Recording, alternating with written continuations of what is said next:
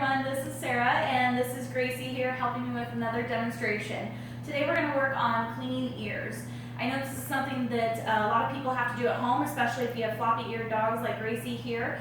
It's something that you should do after any bath for either your cat or your dog, if you're brave enough to give your cat a bath. And the reason that we want you to clean the ears after any kind of water exposure or bath, swimming in the lake, whatever, is because we want to cut down the amount of ear infections that we have.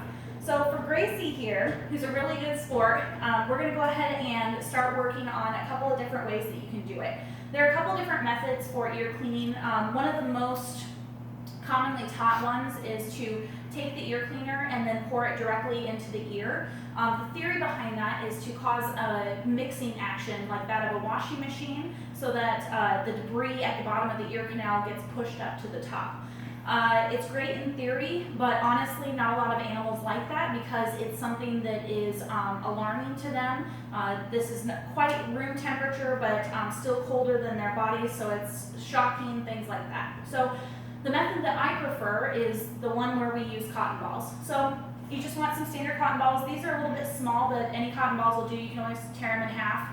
For a small dog like Gracie, I'll just use one at a time. For a larger dog, like my dog who's a golden retriever, I would use a couple at a time, just making sure you know how many you're putting in the ear so that when you're retrieving them, you're getting the same amount back out.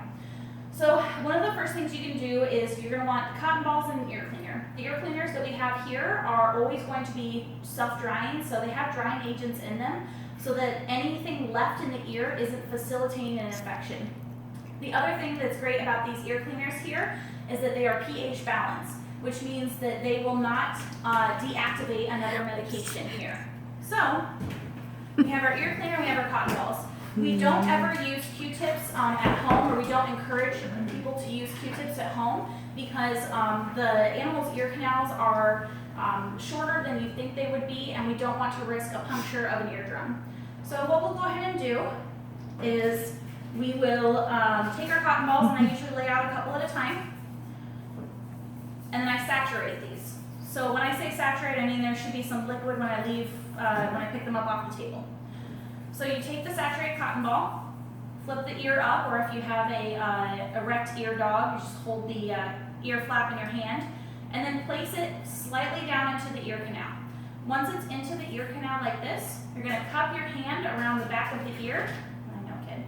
You're going to cup your hand around the back of the ear, and you are going to pick up a clean one here.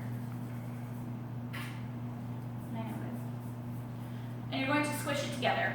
So you should hear a squishing sound, and that's good because that washing machine action that I was talking about when you spray it directly into their ears, you're achieving somewhat the same thing by doing it like this.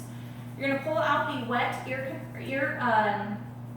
cotton ball out of the ear canal, and then you'll put in a dry one. Same idea, you're going to put it right at the very beginning of this ear canal here, cup the ear in your hand, and then squish it together. Usually what I do is I just use a method like you would a trigger gun, and you just sit here and pump back and forth. Now Gracie has super clean ears. Her mom takes good care of her, so it's pretty rare that I'm going to get a whole lot on here. I know you can barely see it from there, there's barely anything on there. For an animal that has very dirty ears or is fighting an ear infection, you're going to keep alternating between wet and dry cotton balls until they come out relatively clean.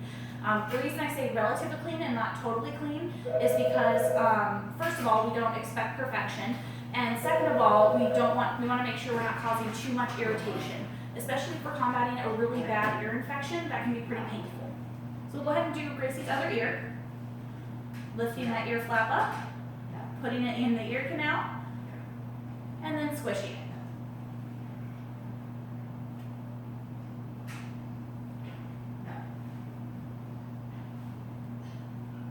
Make sure you use a dry one.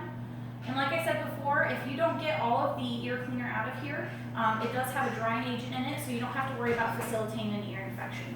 At this point, if you're dealing with an ear infection, your veterinarian has given you medications, such as the one that we keep on hand here called Positax or Positax. This is when you would go ahead and apply it. If you're doing this at home, we do suggest that you wait about 5 minutes in between washing the ears and with the ear cleaner and applying the medication to allow that the ear try to be as dry as possible. So that's ear cleaning here. Thank you very much. Thanks, Gracie, and we'll see you next time. I'm sorry, I had to start laughing because Gracie was like she was actually into it, like